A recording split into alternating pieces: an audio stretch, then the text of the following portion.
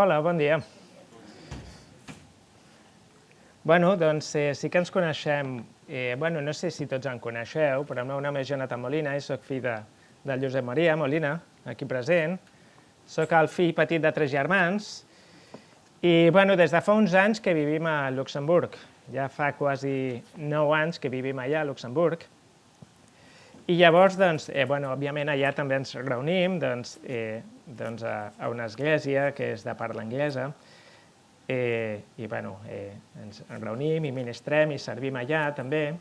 I quan venim aquí de visita, una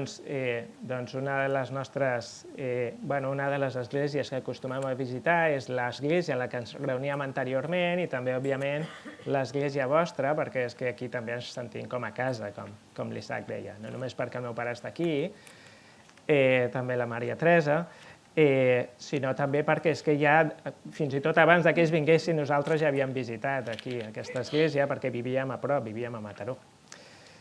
I sí, és un goig per mi estar amb vosaltres aquest matí, no només per mi, també per la meva dona i pels meus fills, tot i que estan una mica tocats, estan una mica amb la grip tots, així que si no us donen petons, entengueu-lo que no es troben gaire fins. Doncs sí, el text que m'agradaria meditar aquest matí és el Salmo 1. Estic segur que tots coneixeu aquest salmo. De fet, no meditarem ni tot el capítol, meditarem només els 3 primers versets i segur que la majoria els coneixeu, no? Fins i tot hi ha una cançó també que parla també d'aquests 3 versets.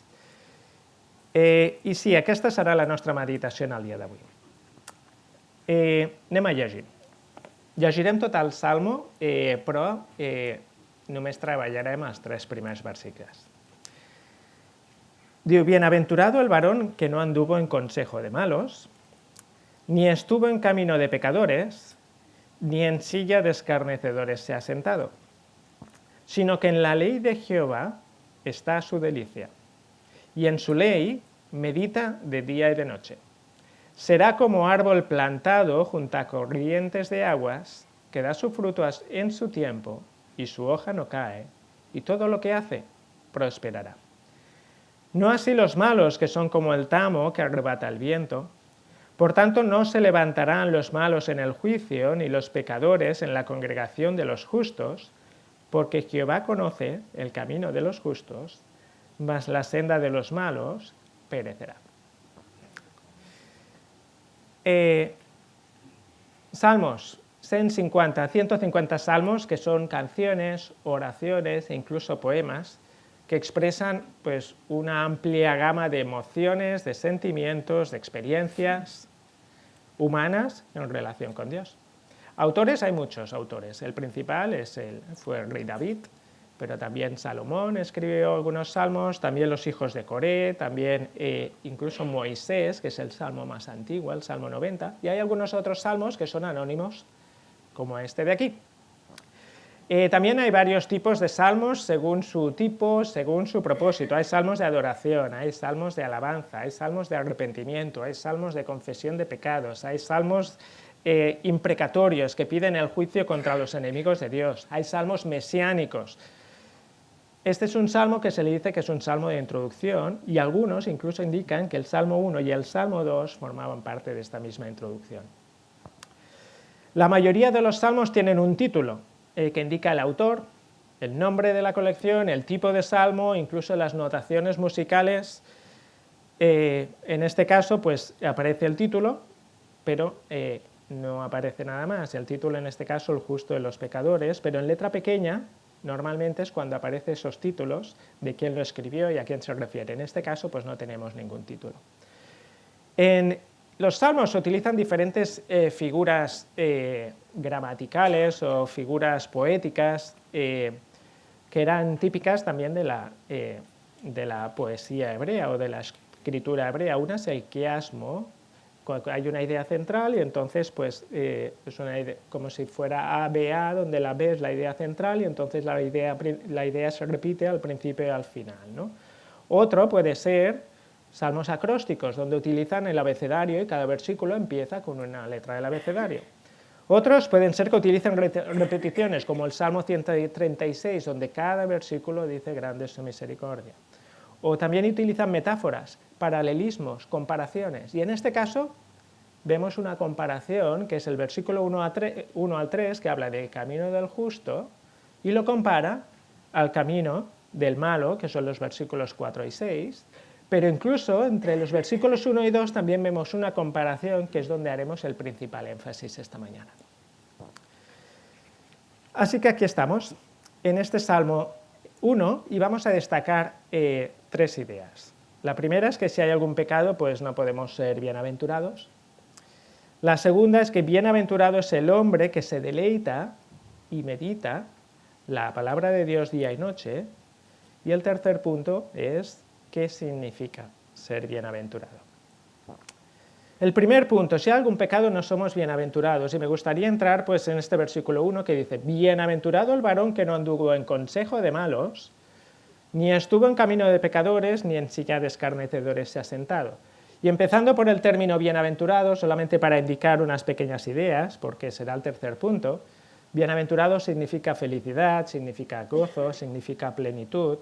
La bienaventuranza en la palabra siempre está ligada a Dios, de modo que no podemos ser bienaventurados si no estamos con Dios, sin Dios.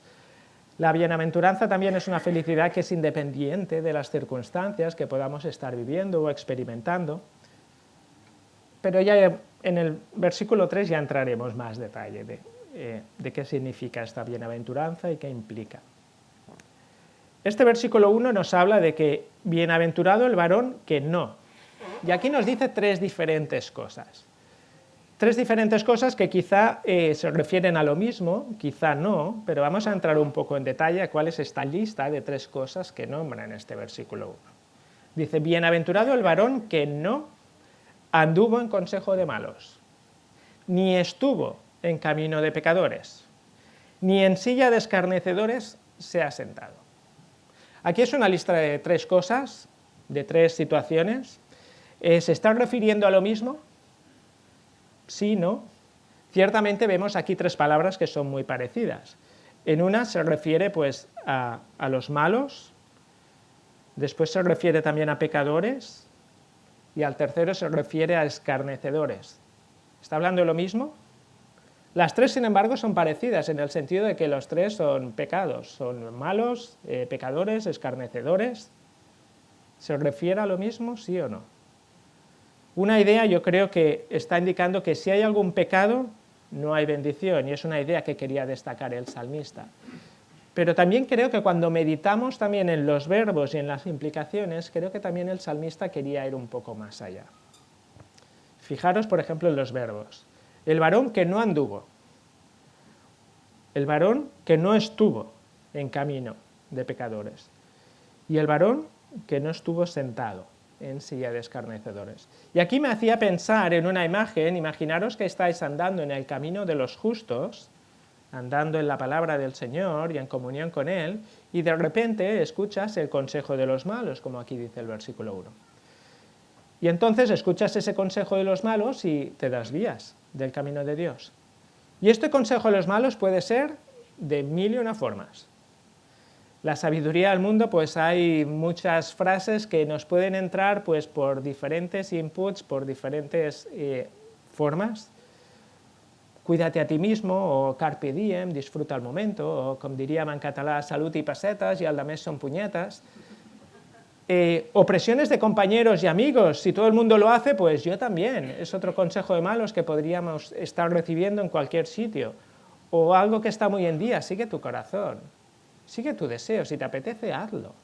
Aunque esto pueda estar oponiéndose a los principios de Dios. Otra forma, otro consejo de malo es racionalizar el pecado diciendo, no es gran cosa, o nadie es perfecto, o es una mentira piadosa, o porque lo haga una vez no pasa nada.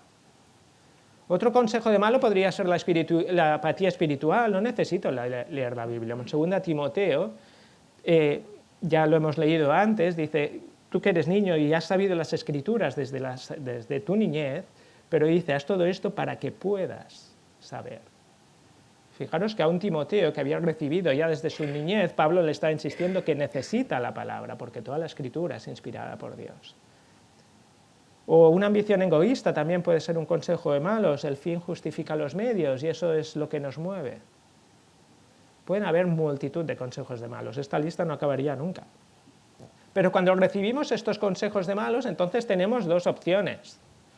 Una opción es que rechazamos este consejo malo porque se opone a lo que la palabra de Dios enseña, o la otra opción es que entonces sigo ese consejo de malos.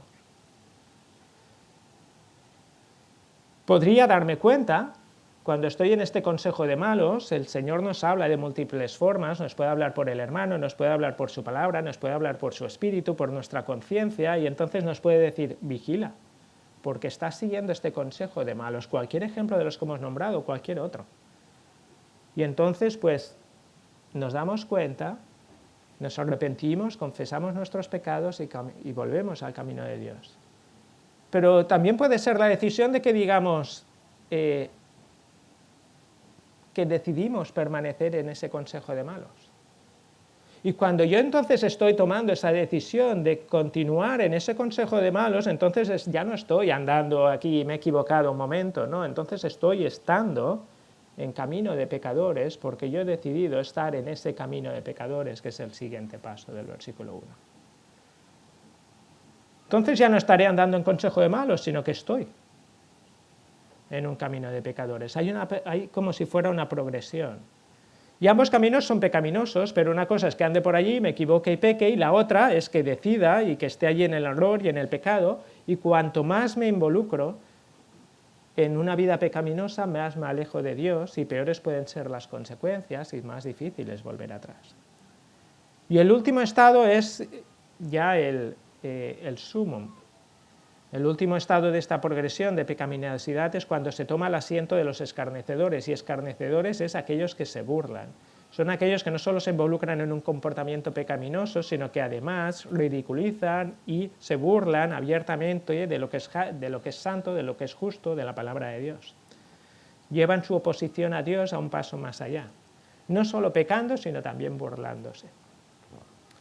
De modo que aquí vemos una lista gradual de pecados, una lista gradual de mal en peor, y cuanto más me involucro en esta vida pecaminosa, más lejos estoy de Dios y peores pueden ser las consecuencias. Como dice este versículo 1, todos estos están lejos de Dios, ninguno de ellos es bienaventurado, y fijaros el contraste, que ahora pasamos a la segunda idea de quién es el bienaventurado. Cuando leemos el versículo 1 dice, bienaventurado el varón que no anduvo en consejo de malos, ni estuvo en camino de pecadores, ni en silla de escarnecedores se ha sentado, sino que. Y este sino que es una palabra muy importante y nos tenemos que fijar en todas las palabras que aparecen en la palabra, porque este sino que nos está diciendo o estás aquí o estás allá, o es blanco o es negro. O es de día o es de noche, pues aquí lo mismo, hay un contraste, o estás en el versículo 1 o estás en el versículo 2. Y como decíamos en el versículo 1, vemos como si hubieran diferentes niveles, ¿no? Andar en el consejo de malos, estar en camino de pecadores o estar en silla de escarnecedores. Pero ¿dónde estamos? ¿Dónde estás? ¿Estás en este versículo 1? ¿O estás en este versículo 2 que dice, bienaventurado es aquel que en la ley de Jehová está su delicia y en su ley medita de día y de noche? Es muy fácil la respuesta. ¿Medito yo y me deleito en la ley del Señor y medito en ella de día y de noche? Perfecto, pues soy bienaventurado. Si no, vigila, porque bien estoy escuchando consejo de malos o andando en camino de pecadores o he estado sentado en una silla de escarnecedores. ¿Dónde estás? Y este es el dilema que aquí nos presenta. Y esto es lo que el Señor nos llama. El Señor quiere que seamos bienaventurados. El Señor quiere bendecirnos, pero Él pone una condición. Bueno, dos. Que la ley del Señor esté en nuestra delicia y que meditemos en ella de día y de noche. Y esto es lo que vamos a meditar ahora en esta segunda idea. Bienaventurados aquellos que cumplen estas dos condiciones. ¿Y por qué tenemos que deleitarnos en la ley del Señor? Una, por el escritor, porque es la ley de Dios. El autor es Dios, la palabra es la palabra de Dios. Y es una carta personal de Dios para nosotros, en la que Él nos dice que es nuestro Creador, es nuestro Padre, es nuestro Salvador, es nuestro Redentor. Podríamos seguir y seguir. Él es el gran yo soy, como cantábamos antes. En su palabra Dios nos declara su amor incondicional, su gracia, su perdón, hasta tal punto que dio la vida de su propio Hijo para morir por nosotros y para podernos salvarnos de nuestros pecados. Y cuando nos deleitamos en la ley del Señor nos estamos involucrando con las mismas palabras de Dios, en la que Él nos dice que nos ama y quiere tener una relación con nosotros y quiere bendecirnos.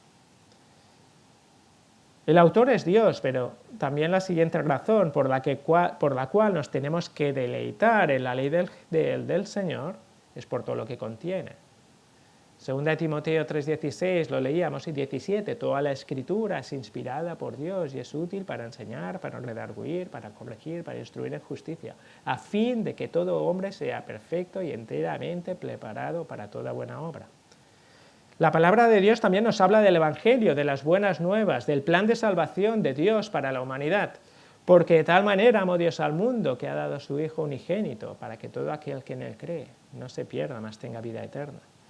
El Salmo 119, 105 nos dice, lámpara es a mis pies tu palabra y lumbrera mi camino, de modo que la Biblia nos guía para tomar decisiones no solamente a corto plazo, sino también a largo plazo. La palabra de Dios es nuestra guía.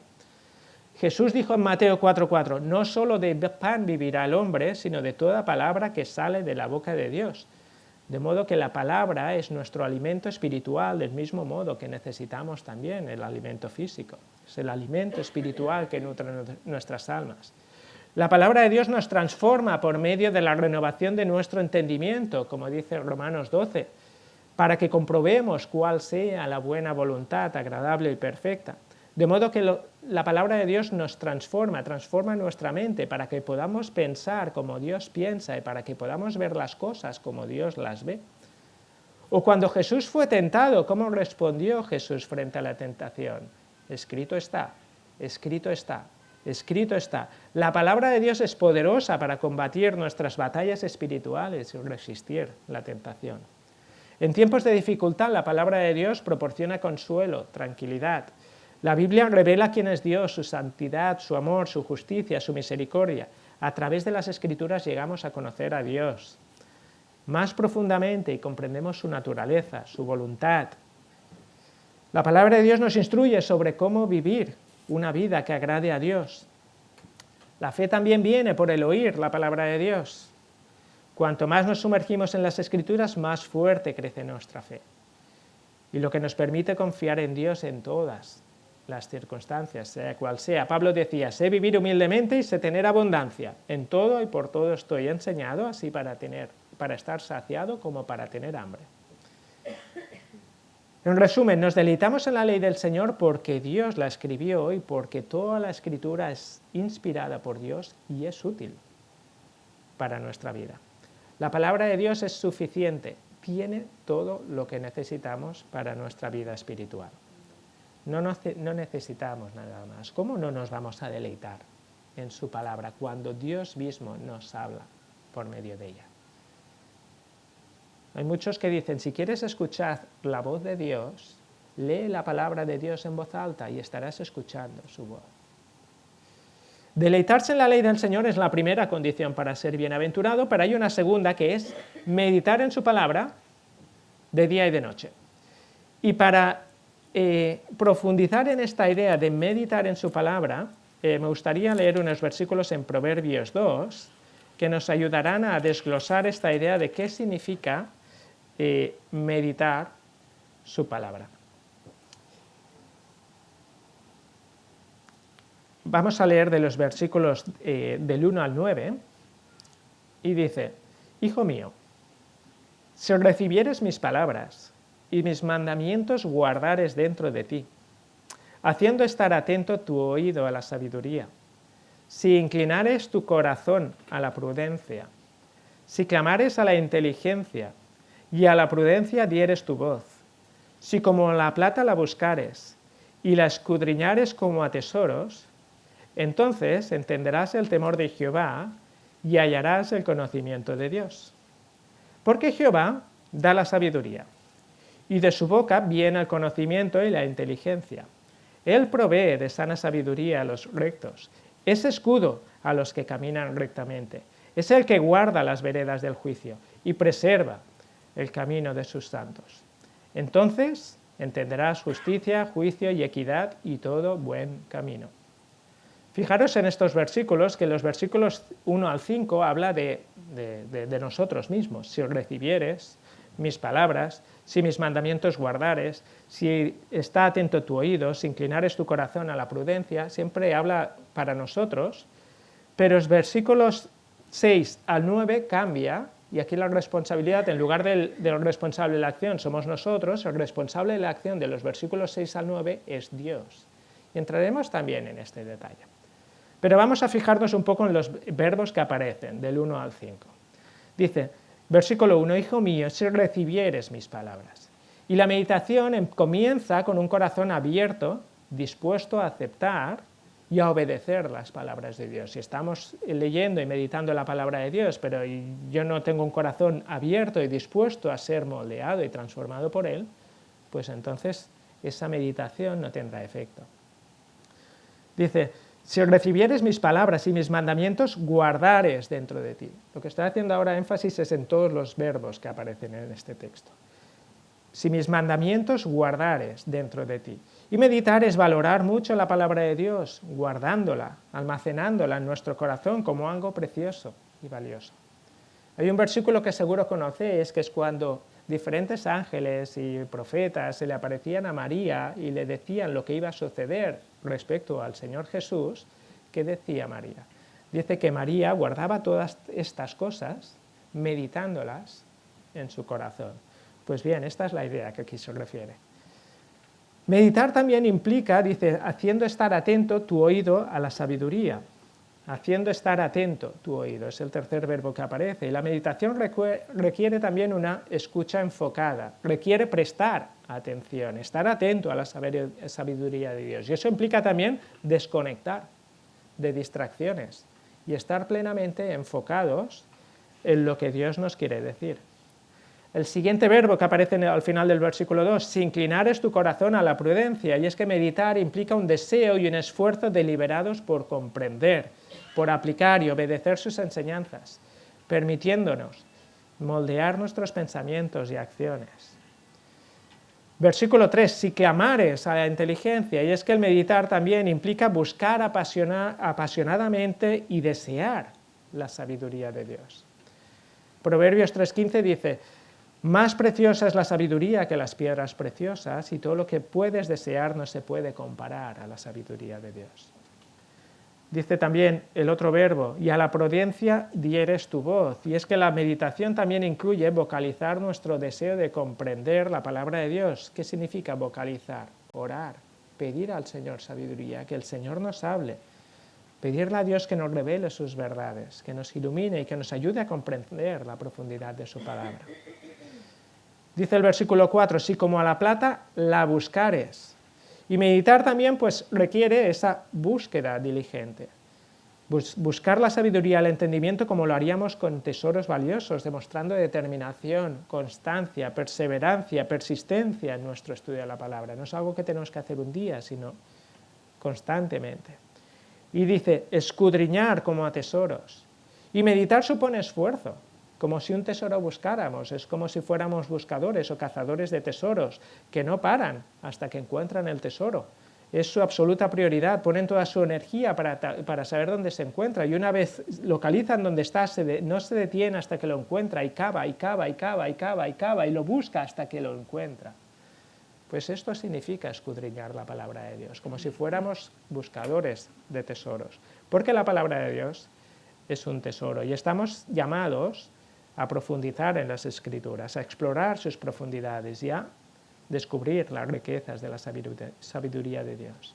Y cuando meditamos de este modo, la palabra de Dios dice entonces entenderás el temor de Jehová y hallarás el conocimiento de Dios.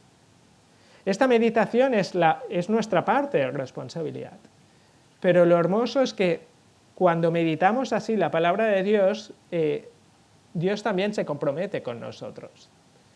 Y es hermoso cuando leemos ahora los versículos 6 al 9, porque el Señor se compromete totalmente con nosotros y cuando nosotros meditamos así, Él también responde.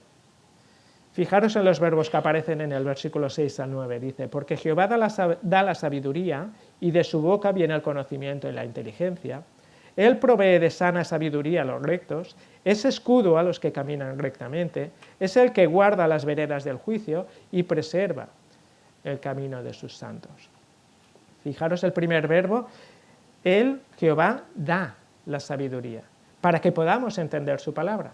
Dice, de su boca viene el conocimiento y la inteligencia.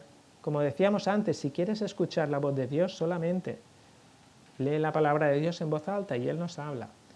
Él provee de sana sabiduría, es el siguiente verbo. Dios provee y pone a nuestra disposición su sabiduría para que podamos utilizarla para vivir rectamente.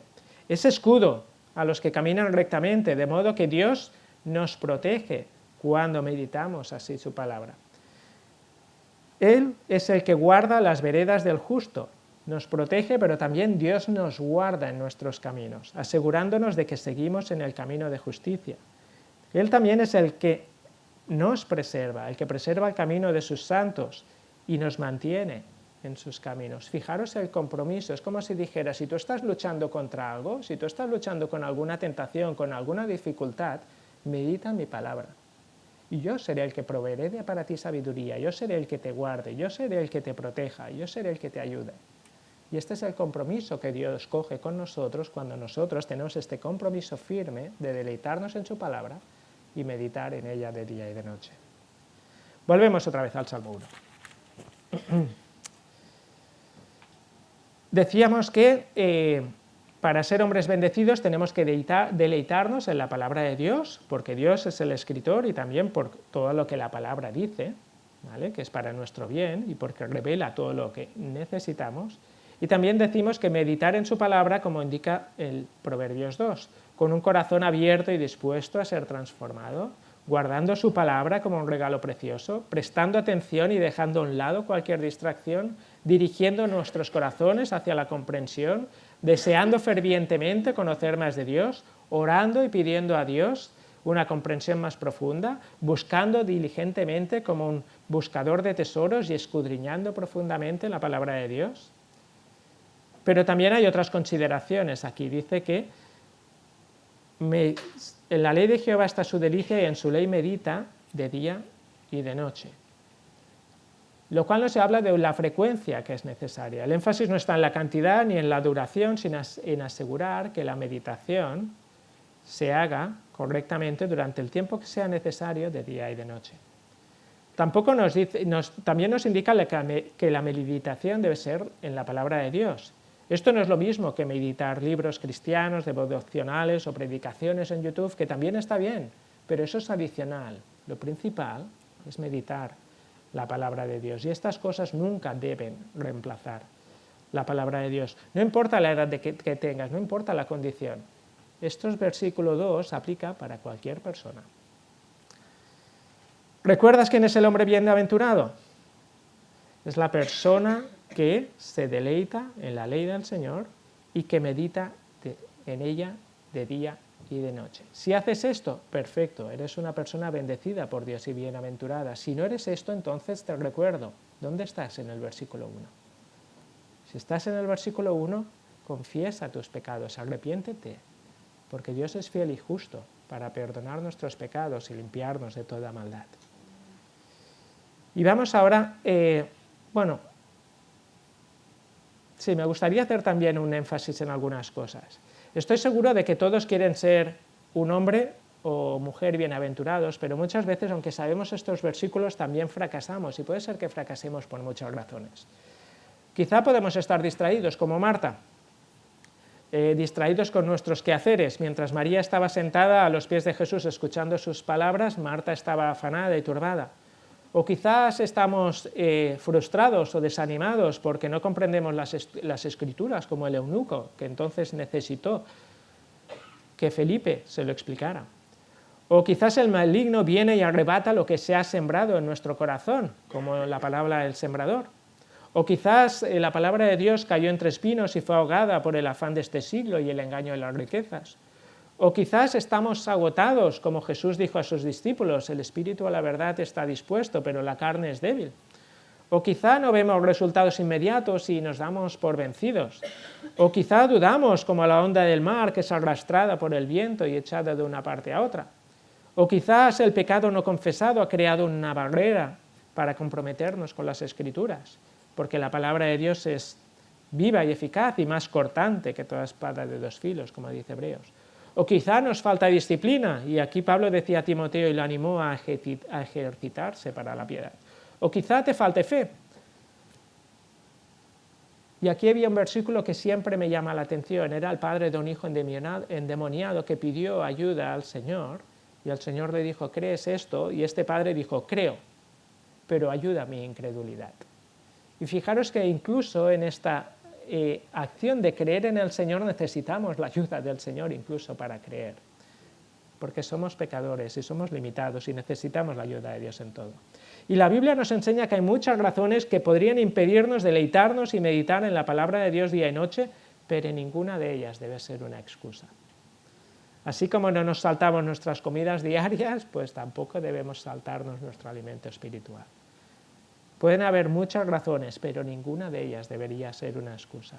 Al priorizar el alimento espiritual diario, nos aseguramos de que nuestra relación con Dios permanezca fuerte y Él nos bendiga.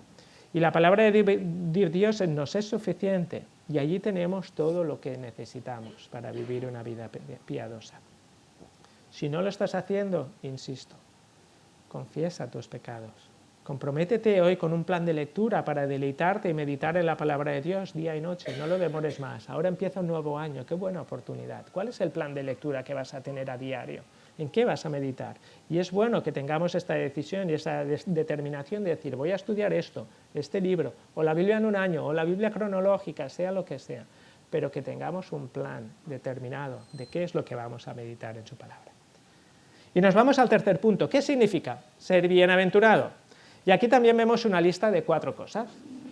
La primera de ellas dice, bienaventurado será aquel que medita y se deleita en la ley del Señor, y dice, será como árbol plantado junto a corrientes de aguas, que da su fruto en su tiempo, su hoja no cae, y todo lo que hace prosperará. Y aquí nos da 4 ideas diferentes de lo que es ser bienaventurado.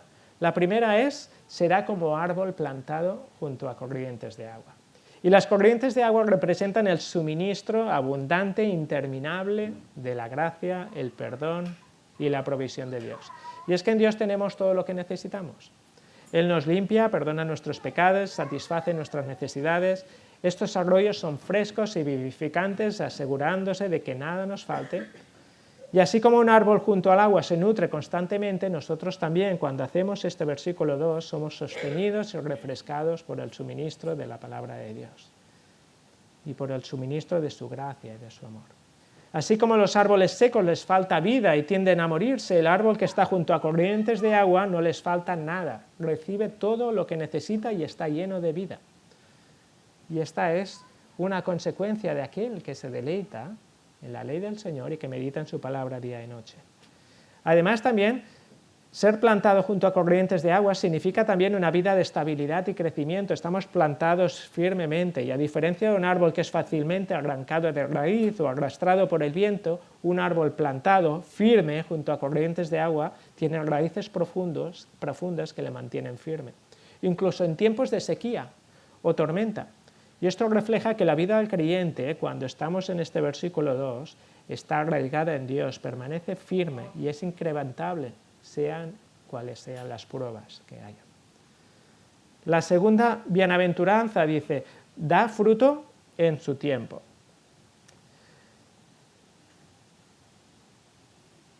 Y estas imágenes de un árbol que da fruto nos hablan del resultado natural de estar arraigado en Dios.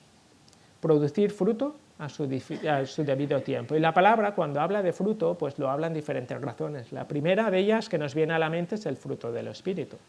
Este es el más obvio. Y cuando somos plantados por Dios y cuando somos alimentados por su palabra día y noche, el Espíritu Santo obra en nosotros para producir el fruto del Espíritu. Amor, gozo, paz, paciencia, benignidad, bondad, fe, mansedumbre, templanza. Estas características son la evidencia externa de la obra interna del Espíritu Santo en nuestras vidas cuando estamos focalizados en este versículo 2.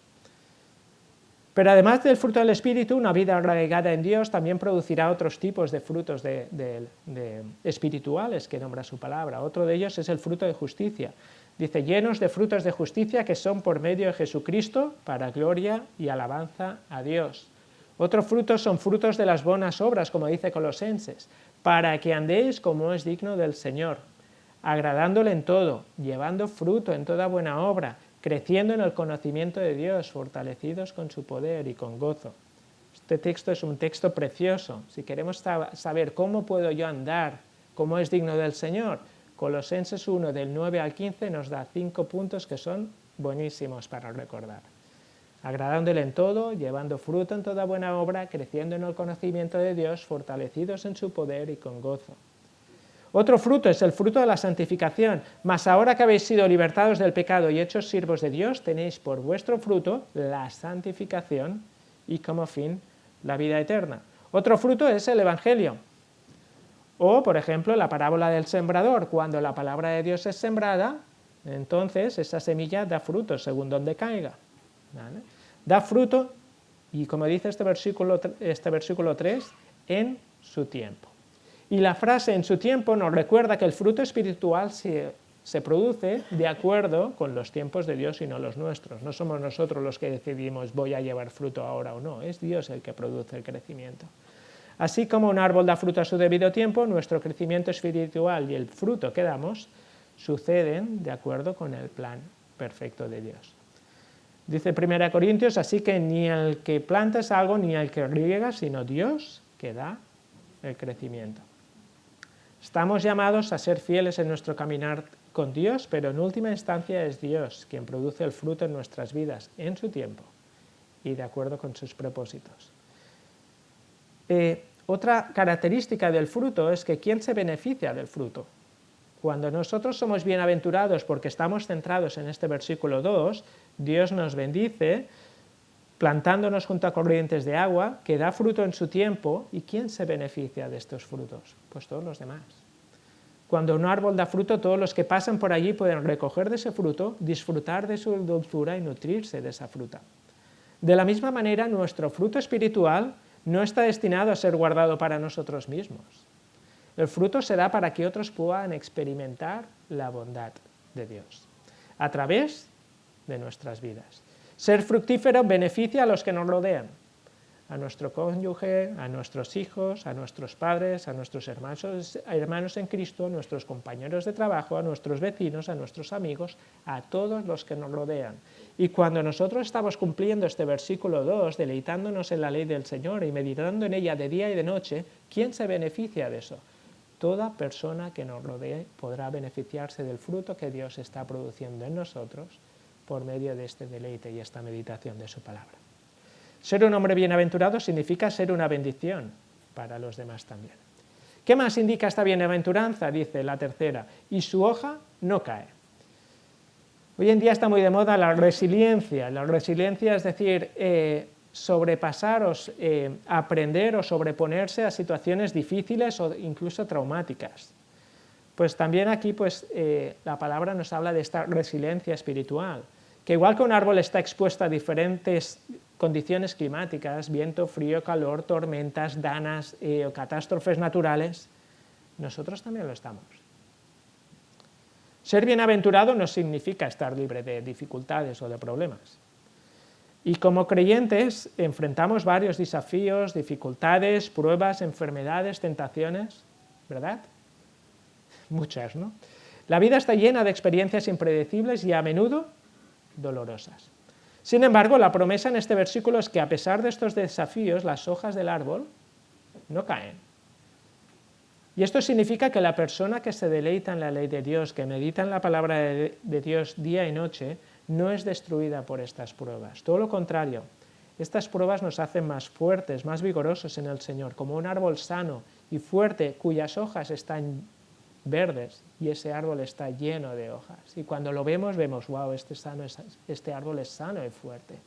Pues del mismo modo sucede con aquellas personas que están en el versículo 2. Y finalmente la cuarta bienaventuranza dice, y todo lo que hace prosperará. Ciertamente Romanos 8:28 dice, y a los que aman a Dios todas las cosas les ayudan a bien. No hay duda, pero esta promesa de prosperidad a menudo se malinterpreta en el mundo de hoy. Esta prosperidad no necesita necesariamente riquezas terrenales o una vida libre de dificultades o un éxito ininterrumpido según los estándares del mundo. La prosperidad bíblica va mucho más allá. Esta prosperidad no se mide por la riqueza terrenal o la ausencia de pruebas, dificultades, tentaciones, sino por el cumplimiento de los propósitos de Dios en nuestras vidas, por el impacto que tenemos para su reino y por las recompensas también eternas que nos esperan, que son muchísimo más mayores que lo que este mundo terrenal nos puede ofrecer. Las vidas de los discípulos e incluso de Jesús mismo ilustran esta verdad. Los discípulos se enfrentaron a la persecución, las dificultades e incluso algunos de ellos el martirio. Y cómo no, Jesús, sin pecado, sufrió y murió en la cruz. Sin embargo, en todas estas cosas fueron prósperos a los ojos de Dios, porque cumplieron los propósitos de Dios y dieron gloria a su nombre. Y a pesar de su sufrimiento, Jesús, lo habíamos cantado también antes, Jesús fue finalmente exaltado por Dios y ahora está sentado a la diestra del Padre. Y como dice Filipenses, Dios lo exaltó hasta lo sumo y le dio un nombre que es sobre todo nombre, para que en el nombre de Jesús se doble toda rodilla y toda lengua confiese que Jesucristo es el Señor. Y es que llegará el día en que toda rodilla se doblará ante Él y toda rodilla confesará que Jesús es el Señor. Del mismo modo que Jesús fue exaltado, Pedro también se lo dijo en su carta a los judíos creyentes en todo el mundo. Dijo, humillaos pues bajo la poderosa mano de Dios, para que Él os exalte cuando fuere tiempo. O Santiago a los creyentes en general les decía, humillaos delante del Señor, y Él os exaltará. O Pablo a Timoteo le decía, si sufrimos, también reinaremos con Él. O Pablo a los romanos, y si somos hijos, también somos herederos, herederos de Dios y coherederos con Cristo, para que juntamente con Él seamos glorificados. Y Jesús en su mensaje a la iglesia de la Odisea, al que venciere le daré que se siente conmigo en mi trono, así como yo he vencido y me he sentado con mi Padre en su trono. Y esta es nuestra esperanza. Y esta es la verdadera prosperidad. Que la verdadera prosperidad no se trata de obtener bienes materiales ni evitar el sufrimiento terrenal, sino de ser fiel al llamado de Dios que conduce al estar en su presencia por toda la eternidad. Y aún gracias que también nos recompensará y nos dará gloria eterna.